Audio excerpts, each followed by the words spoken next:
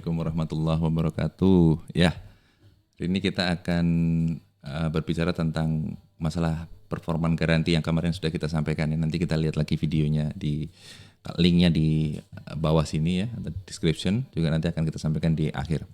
Jadi apa saja yang harus kita performan garantikan, ya, kemudian item-itemnya apa saja, kemudian di mana titik pengukurannya, dan bagaimana atau metode apa yang akan dipakai, standarnya apa. Ya, ini untuk menghindari dispute antara kontraktor dan klien untuk pada saat melakukan performance test. Oke, saya punya satu file yang terkait dengan hal tersebut, yang insya Allah ini akan lebih banyak berbicara. Oke, kita akan lihat. Contohnya dua, saya akan ambil dari gas crude distillation unit, karena ini pasti ada di setiap refinery. Yang kedua, saya akan ambil dari gas treating, karena ini juga sangat banyak fasilitas-fasilitas seperti ini di mana namanya, di oil and gas. Oke, kita masuk ke crude distillation unit. Di crude distillation unit biasanya kita akan ambil plan capacity-nya. Di plan capacity ini nanti yang akan dilihat adalah design value. Misalnya pabrik ini 300.000 barrel per day, maka design value-nya 300.000 barrel per day. Kemudian object of calculation-nya di mana? Ya, object of calculation itu adalah di mana nanti kita akan mengambil sampling, misalnya di dalam crude oil charge rate, di flow meternya misalnya. Ya, object calculation-nya adalah crude oil charge rate, berarti 300.000-nya ini, angka 300.000-nya itu adalah disebut sebagai crude oil charge rate-nya. Nah, analitik dan measuring method-nya di mana? Ya, bisa di tank gauging, di tank fit nya berapa nanti dalam satu hari turunnya 300.000 atau tidak, atau di flow meter, di pompa untuk feeding ke ke crude distillation unit towernya, ya. Jadi kita akan ambilnya di situ. Oke. Kemudian berikutnya adalah product yield. Product yieldnya ini seperti apa? Ini nanti hubungan nanti ke konversi, ya. Misalnya di overhead product 95% minimum product yieldnya. Ngukurnya di mana? Pakai flow meter di overhead product. Kemudian 99% untuk liquid product nanti ngambil dari tank gauging, ya. Produk yield terkait dengan total produk, ya, dibanding dengan feed-nya. Kemudian produknya. Nah, produknya juga digaranti item nih. Apa saja misalnya mau digaranti item dari CDU, misalnya fractionation, nilai design value, ASTM distillation gap antara 98 sampai 5%. Jadi dari total crude itu harus dipastikan bahwa kurvanya itu sudah jelas, sesuai dengan apa? Sesuai dengan ASTM D86.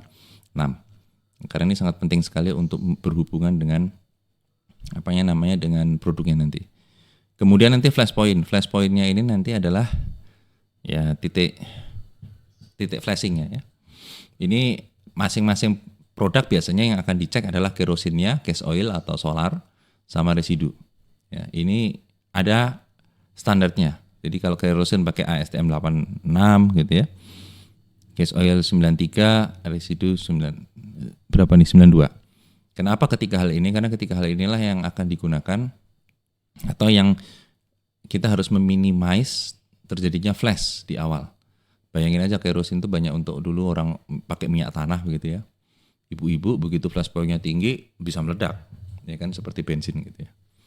Makanya kerosin dibatasi nilai flash point-nya, termasuk gas oil dan residu. Distillation juga sama nih, hasil destilasi itu nafta, kerosin, dan gas oil juga harus ada ASTM D86-nya. Ya, jadi nafta punya ASTM 86, kero punya 86, gas oil punya 86 yang bentuknya kayak kurva S gitu, ya. Kemudian rate vapor pressure ini adalah juga nilai tekanan uap. Ini khususnya di nafta, ya, karena nafta itu harus relatif stabil. Ini terkait dengan penyimpanan, ekspor impor dan lain sebagainya.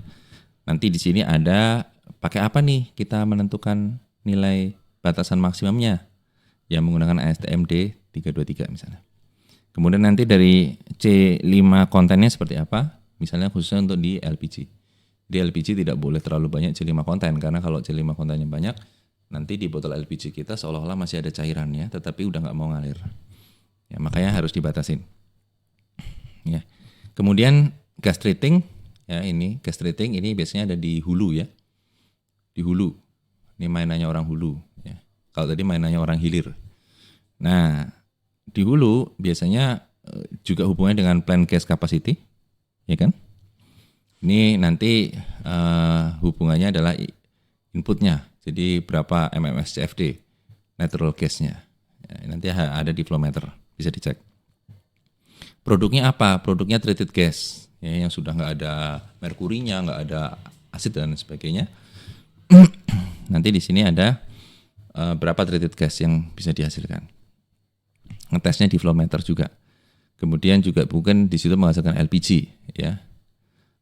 Berapa LPG product rate-nya 97% dari design value. Jadi kita masih bisa main di angka 97%. Gitu.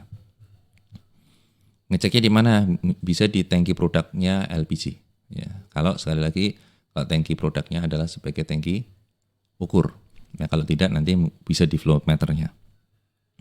Kondensat juga sama mereka juga memiliki kondensat production rate-nya berapa.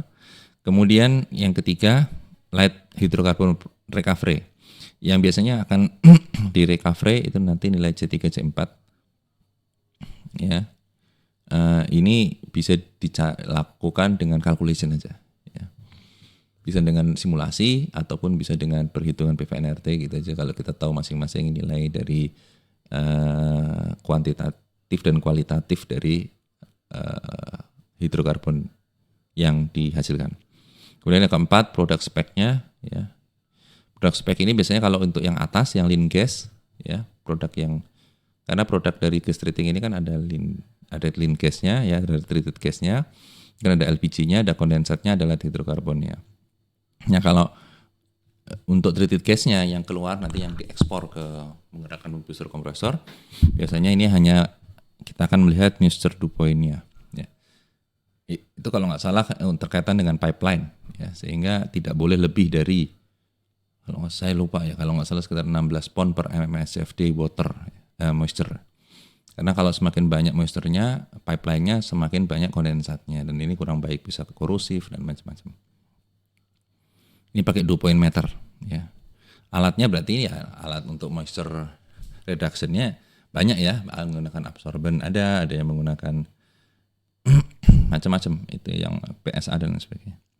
Kemudian untuk produk spek C5 konten, C5 plus dan C5 minus itu juga ditentukan untuk produk LPG ya. Karena LPG itu unsurnya kan C3 C4. Jadi minus C1 C2-nya juga dibatasi, C5 plus-nya juga dibatasi. Kemudian produk gas juga sama, C5 plus-nya kalau produk gasnya ya, seperti itu hubungannya dengan ke kondensat. Jadi kalau kondensatnya juga terlalu banyak di dalam pipeline, di dalam produk gas ini, maka akan banyak terjadi kondensat. Kalau ini terjadi kondensat karena water, ini kondensat karena hidrokarbon. Ini masing-masing ada cara melakukan measuring metodenya. Kemudian yang berikutnya adalah terkait dengan red vapor pressure. Ya, ini adalah hubungannya dengan design value kondensatnya sendiri. Saya kira itu saja yang mungkin paling penting yang bisa kita sampaikan. Ya, insya Allah kita akan ketemu, dan ini mudah-mudahan bisa menghindari dispute baik antara kontraktor dengan klien ya. Pastikan ini dulu semua sama, dan ketika ini sudah dipastikan pada saat desain, maka ini bisa kita sampaikan ke licensor juga ya, atau klien bisa menghubungi licensor untuk bisa memastikan nilai-nilai tersebut.